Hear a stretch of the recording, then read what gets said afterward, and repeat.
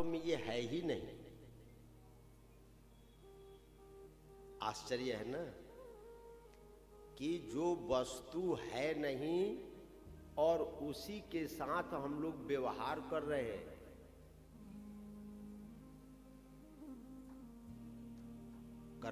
व्यवहार।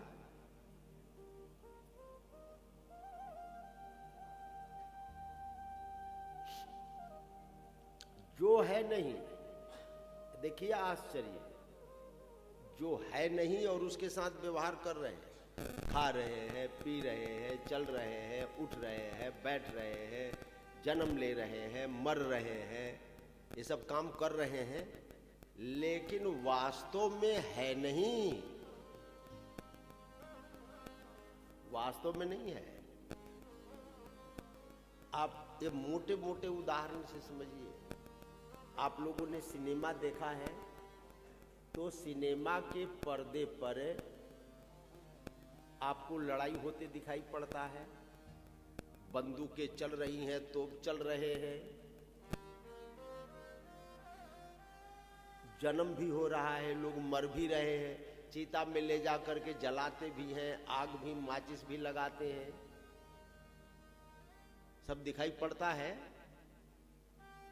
सांप, हाथी, घोड़ा, बिच्छू सब वहां पर दिखाई पड़ते हैं, लड़ते भिड़ते दौड़ते लोग सब दिखाई पड़ते हैं, जन्म मृत्यु दिखाई पड़ती है, सुख दुख दिखाई पड़ता है, लाभ हानि दिखाई पड़ता है, सब दिखाई पड़ता है कि नहीं पड़ता है? पड़ता है। लेकिन क्या कुछ होता है? दिखाई तो सब पड़ता है, लेकिन क्या कुछ होता है? नहीं, केवल दिखाई।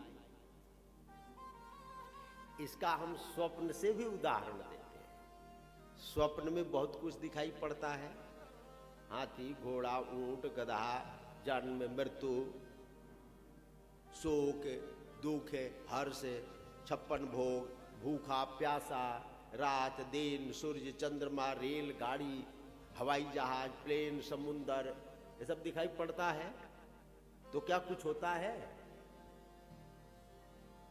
नहीं होता, नहीं। ये संसार माया है, माया। क्या है ये? माया। माया माने रीते अर्थम यद प्रतीयेत, जो है नहीं और प्रतीति हो, उसी को बोलते हैं माया। अर्था भावम विनिश्चित्य प्रतीतस्यापि नात्मन, केवल प्रतीत हो रहा है लेकिन है नहीं। एक मोटे मोटे जो वस्तु दिखाई पड़ती है, मोटा शब्द, एक दर्शन समझ लीजिए, सार्वभौम सत्य अकाट्य, जो वस्तु आपको दिखाई पड़ रही है वो है नहीं। मोटा मोटा आप एक गणित मानिए, तो संसार तो दिखाई पड़ रहा है, हाँ जी दिखाई पड़ रहा है, इसी से संसार नहीं है, लेकिन दिखाई तो पड़ रहा है। हाँ, तो जो वस्तु दिखाई पड़ती है वो होती नहीं है, और जो वस्तु है वो दिखाई नहीं पड़ती है। हाँ देखिए, जो है वो दिखाई नहीं पड़ता है और जो नहीं है वो दिखाई पड़ता है। जैसे स्वप्न का संसार दिखाई पड़ता है नहीं, लेकिन जो देख रहा है उसकी सत्ता है वो दिखाई नहीं पड़ता है। और मोटे मोटे और देखिए, आपको घड़ा तो दिखाई पड़ेगा लेकिन घड़े में मिट्टी दिखाई नहीं पड़ेगी। यह पत्थर की मूर्ति है, मूर्ति में भगवान तो दिखाई पड़ेंगे लेकिन पत्थर दिखाई नहीं पड़ेगा। यह अंगूठी में अंगूठी तो दिखाई पड़ेगा, सोना नहीं दिखाई पड़ेगा।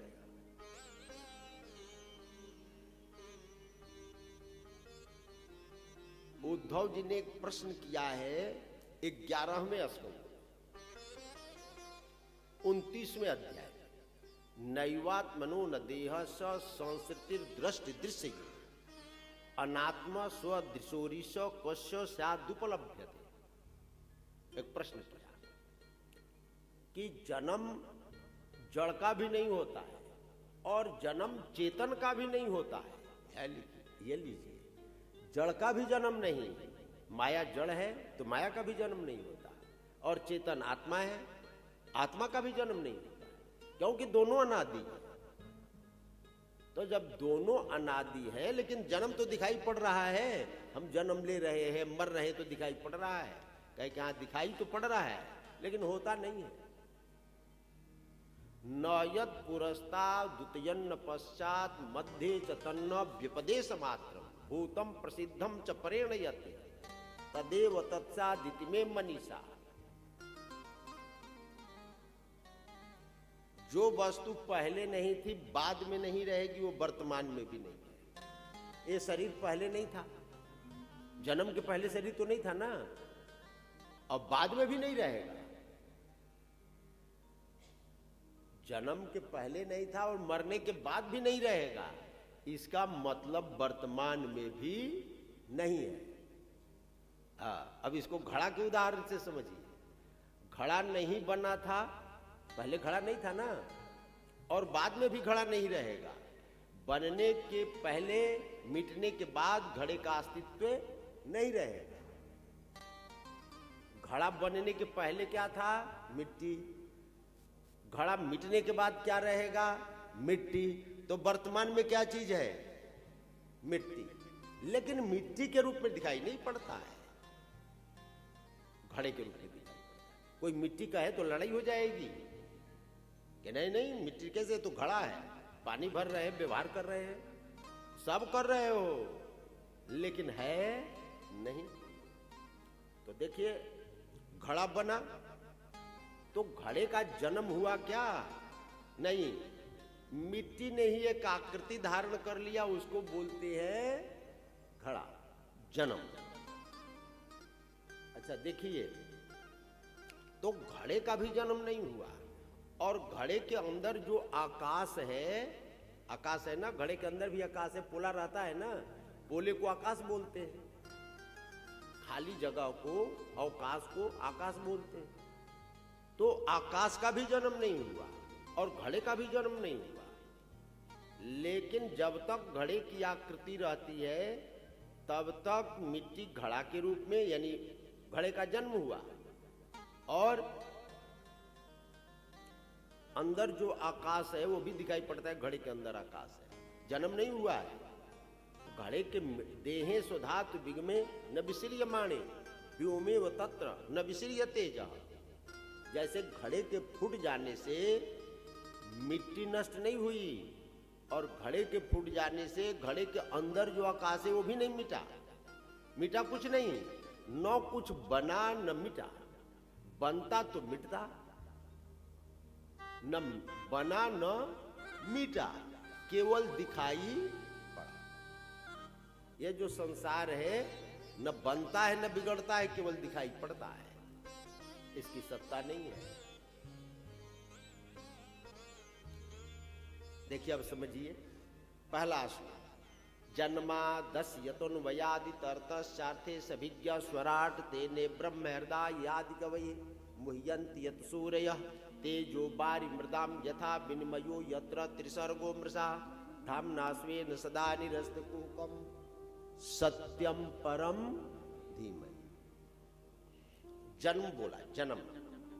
तो देखिए जिससे जन्म होता है, जिससे मत कहिए, जिसमें कहिए।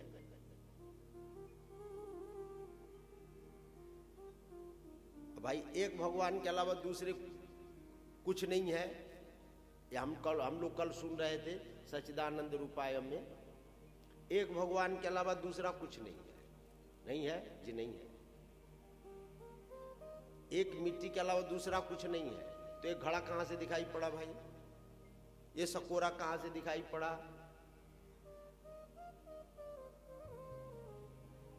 ये परात कहां से दिखाई पड़ा है? खिलौने कहां से दिखाई पड़े? कुल्हड़, सकोरा, थाली, बर्तन, नाना प्रकार की वस्तु दिखाई पड़ते हैं। कहां दिखाई पड़ते हैं? मिट्टी में दिखाई पड़ते हैं। तो मिट्टी से भिन्न नहीं है, कहे कि ना भिन्न तो नहीं है, लेकिन दिखाई पड़ते हैं। जन्म किसी का नहीं हुआ है, केवल दिखाई पड़ता है। एक के अलावा दूसरा कोई है नहीं। तो जन्म कहेंगे तो किसका जन्म कहेंगे भाई? उसी का कहेंगे। एक भगवान के अलावा दूसरा कुछ नहीं है,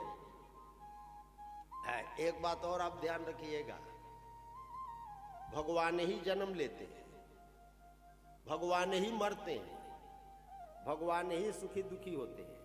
भगवान एक वैसा सर्व क्षेत्र स्वस्थित अमुष्य दुर्भगत्वम वा क्लेशो वा कर्म भी कुता।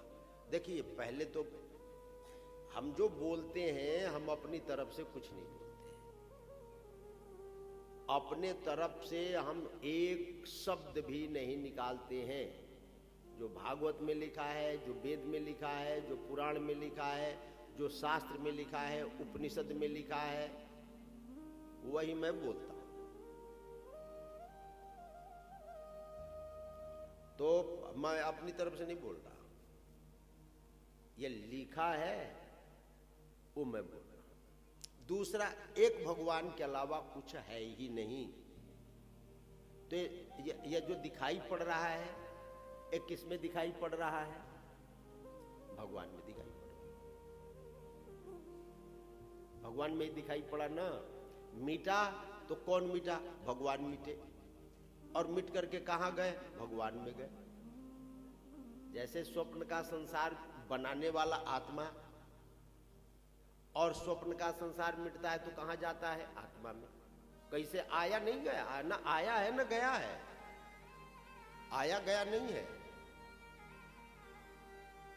एक घटना, एक भगवान के अलावा, भगवान एक एवैसा सर्व क्षेत्र स्वस्थ, सब जगह है। जैसे कल हम लोग उदाहरण दे रहे थे, ब्रह्मा जी जब बालकों को चुरा लिए, बछड़ों को चुरा लिए, तो भगवान तत्त रूपों में परिवर्तित, परे बरे में सृजंगमाए, जड़ और चेतन दोनों रूपों में वही। जन्मादि, जन्म, पालन और संहार, तीनों क्रिया जिसके द्वारा होता है उसको सत्य बोलते हैं। अन्वयात इतरता। अब देखिए, जैसे घड़े के अंदर मिट्टी है, अन्वित है, जैसे अंगूठी के अंदर सोना अन्वित है, जैसे स्वप्न के अंदर चेतन आत्मा अन्वित है, लेकिन उससे उसकी पृथक भी सत्ता है। स्वप्न रहे ना चाहे न रहे, आत्मा की सत्ता रहेगी। घड़ा रहे चाहे न रहे, मिट्टी की सत्ता रहेगी। अंगूठी रहे चाहे न रहे, लेकिन सोने की सत्ता रहेगी। उसी प्रकार जगत रहे तो न रहे तो ब्रह्म की सत्ता, भगवान की सत्ता रहे। अन्वयात इतरता, उससे पृथक भी है। अविज्ञा स्वराट, वो सब कुछ जानता है, उसके ज्ञान के प्रकाश में कुछ भी छिपा हुआ नहीं है। जैसे घड़े को पूर्णतः जानने वाला कौन है? मिट्टी। मिट्टी ये जानता है घड़े को चारों ओर से, बाहर से, भीतर से, ऊपर से, नीचे से, सब में व्याप्त होने के कारण वो सब कुछ जानता है। उसी प्रकार भगवान भी सर्वत्र व्याप्त होने के कारण सब कुछ जानते हैं। अविज्ञा स्वराट, स्वयं प्रकाश, उनको प्रकाशित करने के लिए दूसरे प्रकाश की जरूरत नहीं है। स्वधिष्णम प्रतपन प्राणु बहिश्च प्रतपति। जैसे सूर्य को प्रकाशित करने के लिए लालटेन की जरूरत नहीं है। जरूरत है क्या सूर्य को प्रकाशित करने के लिए? दूसरे प्रकाश टार्च की जरूरत है क्या? नहीं, वो स्वयं प्रकाश है। उसी के प्रकाश से सब प्रकाशित है, लेकिन वो स्वयं प्रकाश है। और उसी ने ब्रह्मा के हृदय में संपूर्ण वेदों का ज्ञान प्रदान किया, जिस वेद के संबंध में बड़े बड़े विद्वान मोहित हो जाते हैं। जैसे सूर्य रश्मियों में जल की, जल में स्थल की, स्थल में जल की भ्रांति होती है, उसी प्रकार ये जो संसार है ये भ्रांत है। ये संसार क्या चीज है? भ्रांति है, भ्रांति। देखिए, घड़ा भ्रांति है। घड़ा भ्रांति, वैसे तो भ्रांति नहीं है, हम नहीं कहेंगे कि घड़ा भ्रांति है, लेकिन घड़ा भ्रांति है। क्यों भ्रांति है? कि मिट्टी है, मिट्टी है ना, घड़े की तो भ्रांति हमको हो रही है। ये संसार तो भगवान का रूप है, ब्रह्म है, लेकिन इसी ब्रह्म में जगत की भ्रांति हो रही है। जैसे मिट्टी में घड़े की भ्रांति हो रही है, उसी प्रकार भगवान में ही जगत की भ्रांति हो रही है। भगवान है लेकिन दिखाई पड़ रहे हैं जगत के रूप। ये संसार क्यों सत्य दिखाई पड़ता है? घड़ा क्यों सत्य दिखाई पड़ता है? इसलिए सत्य दिखाई पड़ता है कि घड़े का निर्माण जिस वस्तु से हुई है वो वस्तु सत्य है, यानी मिट्टी सत्य है। मिट्टी सत्य होने के कारण घड़ा भी सत्य दिखाई पड़ता है। स्वप्न सत्य क्यों दिखाई पड़ता है? इसलिए दिखाई पड़ता है कि जो स्वप्न का अधिष्ठान है आत्मा, वो सत्य है। वो सत्य होने के कारण इस घड़ा सत्य दिखाई पड़ता है। बात समझ में आ रही है? अधिष्ठान सत्य होने के कारण कार्य भी सत्य दिखाई पड़ता है। कारण सत्य है। कारण, घड़े का कारण कौन है? मिट्टी। घड़ा कार्य है और मिट्टी कारण है। तो कारण सत्य होने के कारण ही कार्य सत्य दिखाई पड़ता है। कार्यत्वेन कोई भी वस्तु सत्य नहीं होती। जैसे घड़ा सत्य नहीं है, लेकिन घड़े का जो अधिष्ठान है, कारण है मिट्टी, वो सत्य है। इसलिए घड़ा सत्य दिखाई पड़ता है। अमृषा, इसी से, वैसे तो मृषा है, मृषा माने झूठ है, अमृषा माने सच। ये संसार सत्य दिखाई पड़ता है क्योंकि जो इसका अधिष्ठान है ब्रह्म, वो सत्य है। धामना स्वेन सदा निरस्त, वहां कपट आदि की पहुंच नहीं है, कार्य की पहुंच नहीं है। जो स्वप्न में व्यक्ति दिखाई पड़ता है, वो चाहे कि हम आत्मा के पास पहुंच जाएं तो संभव नहीं है।